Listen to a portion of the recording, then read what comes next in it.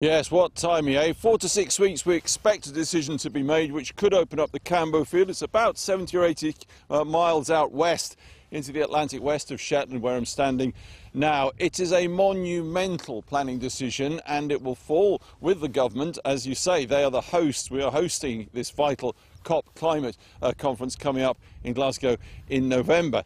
Now, should it go ahead, according to various estimates, this would be the equivalent, 600 million barrels of oil out there, by the way, and gas, the equivalent of, by some estimates, increasing Scotland's carbon footprint tenfold. Or, if you want it another way, opening up 16 coal-fired power stations in Scotland and running them for a year. So it is a huge planning decision, and the government is having to go with it one way or the other. Of course, they could kick it down the road the far side of COP. That is always possible, but they are going to have to face this. And that's why John Kerry's words today so interesting into this debate. He came very close to saying he sympathises with those who say no more new oil, gas and drilling anywhere in the world. Didn't quite go over the line, but came close to saying it, and that is going to be heard around the world. Well, the IEA, as you say, have said there should be no new oil gas exploration, yet the UK government is considering it. Why? Yes, well, let me sort this one out for you. It's a complicated array of arguments on both sides, but when you synthesise it down, it boils to this. The IEA, the agency, well-respected global agency, say basically we've got to take real action in order to galvanise all the financing, all the money, all the incentives that have to go into this huge global change to, frankly, electrify the planet out of hydrocarbons. The simplest way to do that is to say no more new oil, gas and drilling. Stop it, end it. Against that, of course, you've got oil companies in the UK and around the world saying, well, we're going to need some oil and gas, aren't we, for decades to come. You can't take the carbon out of making steel or cement very easily at the moment with various forms of transport and so forth. That also say in the UK context, well, if we don't drill it and pump it, somebody else will elsewhere in the planet and we'll have to import it. Those arguments, vociferous and ever more intensive. Expect a lot more on this in the run-up. And as John Kerry says, the run-up's just 100 days now to that conference opening in Glasgow. The heat will intensify. Well, I'm joined now by Professor Phil Stevenson, who works here at Kew as a senior biological chemist, and also by Bernice Lee, who's on the UK Climate Change Committee's International Advisory Group. Both were here for the Kerry speech. Now, in terms of the countries who have not produced plans yet, and I'm thinking really China, how is what he's saying here going to go down? I think that he has a very interesting tone today by framing the question in terms of how better can one work together. Obviously, if you are in China, you've been hearing a lot of rather dismissive noises overall in general. So this tone of collaboration, this plea for collaboration is definitely welcome in China.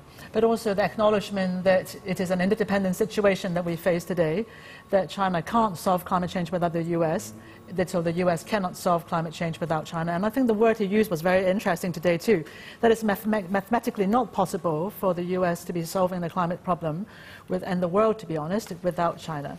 And that it is important that the two sides find ways to work together. Now, he was still trying to sound hopeful with me, but if you're at 55% just 100 days before COP26, this thing's going to fail, isn't it? I think it's very important to remember that the other thing he also said today, which we cannot agree more, is the fact that every bit counts. So it doesn't mean that we should stop trying. We have the G20 coming up. They could make another set of commitments. The major economies who haven't made those commitments yet, in the long list of commitments that you've reeled off earlier, in the earlier part of the program, obviously there would be space for the major economies to come forward with those. And as he said today as well, that these are political choices that countries can make. Now, Phil, as a scientist, what was missing from this speech? Well, there is obviously a strong emphasis on energy, but here at Kew we are very much favouring emphasis on biodiversity, and in fact putting biodiversity loss and climate change together as dual challenges that we face globally.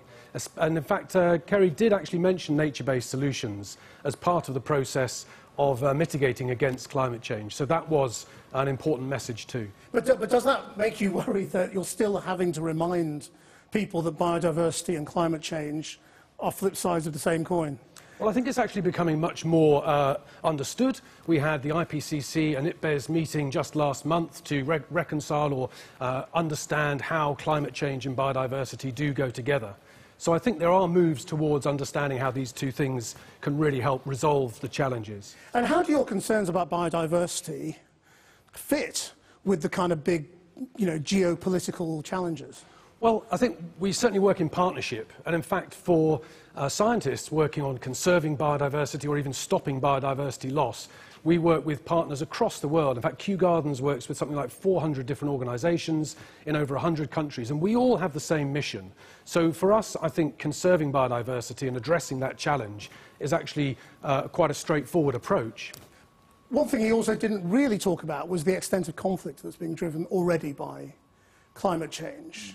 If you put that into the mix, how do you see the future?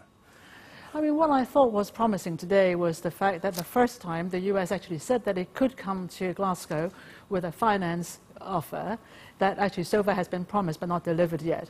So when that happened, that actually means that major economies like China and others cannot hide behind the fact that G7 nations haven't delivered the 100 billion yet.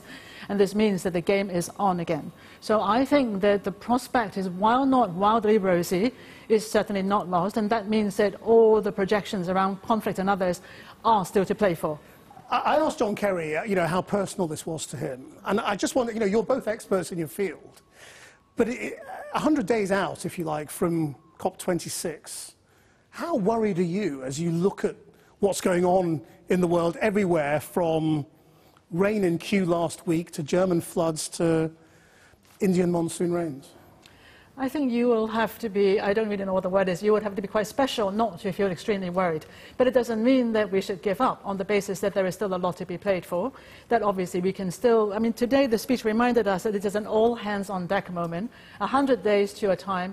I mean, Laurence Tobiana, one of the mothers of Paris Agreement, always talk about how Glasgow is a moment of truth for Paris. So I believe that indeed we have to work very hard to make sure the moment of truth deliver for a 1.5 future, which is also something that Secretary Kerry today emphasized too. And how about you? Well, it is about, this is the moment, this is the time, and it's about the next few years could make a difference to potentially the next 100, even 1,000 years. We really have to act now, but we have the resources, we have the scope and the capacity to really address climate change, particularly through exploiting or benefiting from nature-based solutions. And the biodiversity that we have at our disposal to mitigate against climate change, but also to use as carbon sinks and address the loss of carbon dioxide into the atmosphere.